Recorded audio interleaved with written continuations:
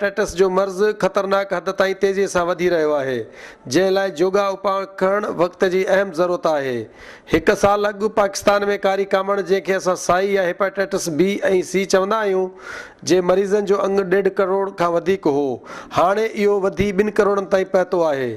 सिंध जे 2 ज़िलनि जियां नौशरो फिरोज़ जे 5 ई तालुकनि मोरो, नौशरो फिरोज़, भिरिया, कंडियारो ऐं मैरापुर में कारी कामण जा हज़ारे मरीज़ आहिनि, जिन में ॾींहों ॾींहुं तेज़ीअ सां इज़ाफ़ो थी रहियो आहे। हिकु अंदाज़े मूजिबि 16 लख खां वधीक आबादीअ वारे हिन ज़िले में 2 खां 3 लख माण्हू साईअ जा मरीज़ आहिनि।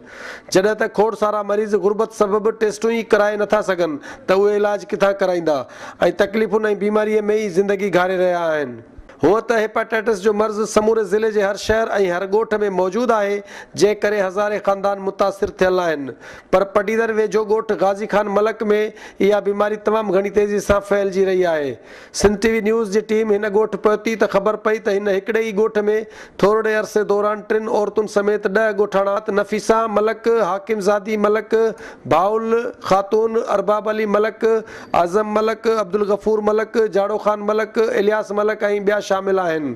80% 70-80% माण्हू मुताबिला थियल आहिनि। अच्छा, हा, पोइ तव्हांजे लाइ हुकूमती सतह ते को सिहत खाते मां डॉक्टरनि जी टीमूं आयूं आहिनि? असां वटि हिन वक़्तु ताईं केर बि कोन आयो आहे, न हुकूमत, न कोई आयो आहे, न को कंहिं जेको आहे हिते को इलाज लाइ मुसर को बि ज़रियो न आहे। पोइ जंहिं ग़रीब खे थिए थो, को जेको आहे उन में फौत थियो वञे, को पंहिंजे पर में भॼी डुकी अॻिते पोइ हिते ग़रीबाणे पोज़ीशन में को कोरस कराए थो, को कराए बि नथो सघे। इन हालत में काफ़ी माण्हू जेको आहे त फौत थी चुका आहिनि। असांजो मुतालबो आहे त असां ग़रीब ॻोठाणा मिसकिन आहियूं, असांजे लाइ उन्हनि खे हुकूमत खे मरीज़नि जे लाइ कुझु न कुझु असांखे करणु खपे।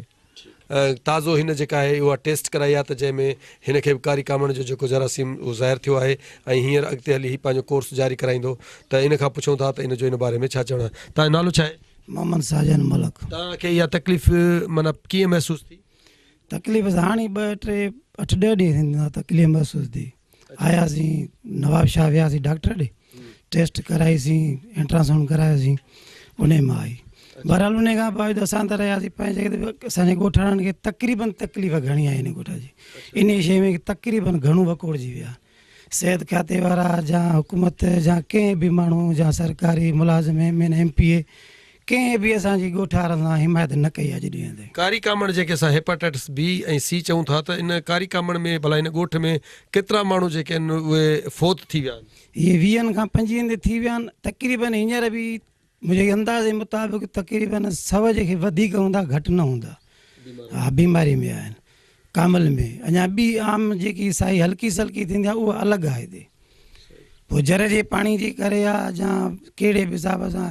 हीअं त पाकिस्तान में तक़रीबन आहे, पर असांजे ॻोठ में त सहूलियत न आहे हिन शइ जी। अगरि सहूलियत हुजे, इस्पताल हुजे, डॉक्टर हुजनि, टेस्टूं थियनि, त उनखे यकदमि कंट्रोल थिए त कंहिं ग़रीब लाइ वधीक का शइ न वधे। इन खे अर्ज़ु था कयूं, महिरबानी करे असां ॻोठाणनि जे लाइ कुझु न कुझु कयो। ग़रीब माण्हू आहिनि, कन वटि आहे, सरहंदी वारा करे था वञनि, जेके बेसरहंदी वीचारा आहिनि से वीचारा लोड़े लोड़े मरी हलिया था वञनि। उन्हनि जे लाइ असां अर्ज़ु था कयूं, हथ वधी तव्हांखे अर्ज़ु कयूं। इन में तव्हांजी वॾी महिरबानी जे हेतिरे टाइम में तव्हां ई असां वटि आया हो, जीअं असांजी तव्हां सार लधी आहे, बाक़ी ॿिए कंहिं बि कान लधी आहे अॼु ॾींहं ते। ज़िले नौशरो फिरोज़ में हेपेटाइटिस खां बचाव ऐं कंट्रोल बाबति वज़ीर आला सिंध जो ख़ुसूसी प्रोग्राम हेपेटाइटिस खां पाक सिंध जे नाले सां शुरू थियल आहे। हिन ज़िले में कारी कामण जे मरीज़नि लाइ 3 शहरनि मोरो, नौशरो फिरोज़ ऐं भिरिया सिटीअ जे सरकारी अस्पतालनि में अहिड़ा सेंटर क़ाइमु कया विया आहिनि, जिते कारी कामण जे मरीज़नि खे दवाऊं ॾिनियूं वेंदियूं आहिनि। जॾहिं त 2 वॾियुनि आबादियुनि वारनि तालुकनि मैरापुर ऐं कंडियारे जा हज़ारे मरीज़ दर बदर लॻा पिया आहिनि, जिन मां कुझु त नौशरो फिरोज़ पहुची पंहिंजो इलाज कराइनि था, पर अक्सर इलाज कराइण खां सवाइ आहिस्ते आहिस्ते पंहिंजी हयाती घारे रहिया आहिनि। असांखे त पहिरियों ख़बर कोन्हे त असांखे साई आहे। पोइ असांखे ईअं पंहिंजो ख़्यालु थियो त असांजो भला सरकारी सेंटर वग़ैरह आहिनि, त असां पंहिंजो इलाज वग़ैरह फ्री में थिए थो त असांजो रिपोर्ट करायूं। पोइ असीं हिते आयासीं, सभ खां पहिरियों असांजी रिपोर्ट कराइण हेपेटाइटिस बी जी। पोइ उहा रिपोर्ट में असांजी पॉज़िटिव अची वई। उन खां पोइ जन PCR रिपोर्ट कराए, पोइ PCR रिपोर्ट कराएसीं, वरी उन में बि कुझु पॉज़िटिव आहे। पोइ हाणे असांखे फर्दर चयो वियो आहे त असां तव्हांखे HD जेका आहे HBD उन D जी RNA करायो, जेकॾहिं उहा पॉज़िटिव ईंदी त पोइ असांजो फ्री में इलाजु थींदो। अदरवाइज़ जेकॾहिं चवंदा त जेकॾहिं नॉर्मल आहे त पोइ तव्हांजी अॼोके ट्रीटमेंट शुरू कई वेंदी। साण ई तक़रीबन थींदी आहे त साह न हूंदो आहे जिस्म में, बसि माण्हू चवंदा रुॻो आराम कयो वेठा। उन खां अलावा बेचैनी वग़ैरह बि थींदी आहे, आराम बि कुझु मतिलबु थींदो आहे, मतिलबु कॾहिं कॾहिं राति जो माना ईअं ओचितो माण्हू थी वेही रहंदो आहे। बसि इन खां अलावा त असां में सिर्फ़ु इहे सिम्टम्स ज़ाहिर थिया। सभिनी खां वधीक कारी कामण जा मरीज़ नौशरो फिरोज़ जे सरकारी अस्पताल में क़ाइम हेपाटाइटिस कंट्रोल प्रोग्राम जे सेंटर ते अचनि था, जिते टोटल रजिस्टर्ड मरीज़नि जो अंग 9297 आहे, जिन मां हेपाटाइटिस बी जा 1670 ऐं सी जा 7605 मरीज़ आहिनि। जॾहिं त हिन सेंटर ते जिन मरीज़नि जो इलाज हलंदड़ आहे उन्हनि में हेपाटाइटिस बी जा 774 ऐं सी जा 593 मरीज़ आहिनि। नौशरो फिरोज़ जे हिन सेंटर ते कारी कामण जो इलाज मुकम्मल कराईंदड़ मरीज़नि जो अंग 6315 आहे, जिन मां हेपाटाइटिस बी जा 607 ऐं सी जा 5686 आहिनि। जॾहिं त हेपाटाइटिस डी जा 22 मरीज़ पिणु हुआ जिन में इलाज करायो आहे। अध में इलाज छॾे वेंदड़नि जो अंग 894 आहे, जिन में बी जा 268 ऐं सी जा 626 आहिनि। साॻीअ तरह मोरो जे सेंटर ते टोटल रजिस्टर मरीज़नि जो अंग 970 आहे, जिन मां बी जा 283 ऐं सी जा 686 आहिनि, जॾहिं त हिकु मरीज़ हेपाटाइटिस डी जो पिणु हो।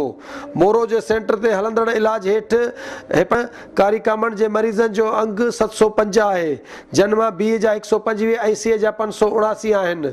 मोरो जे सेंटर तां जेके मरीज़ इलाज अध में छॾे विया आहिनि उन्हनि जो अंग 80 आहे, जिन मां हेपाटाइटिस बी जा 39 ऐं सी जा 41 आहिनि। अहिड़ीअ तरह भिरियासिटीअ जे रूरल हेल्थ सेंटर में क़ाइम हेपाटाइटिस कंट्रोल प्रोग्राम हेठि 118 मरीज़नि जो इलाज थी रहियो आहे। इहे समूरा अंग अखर सरकारी आहिनि, पर हज़ारे अहिड़ा मरीज़ आहिनि जेके पंहिंजो इलाज नथा कराए सघनि, जेके ज़िंदगी ऐं मौत जी ॿवाटीअ ते बीठल आहिनि।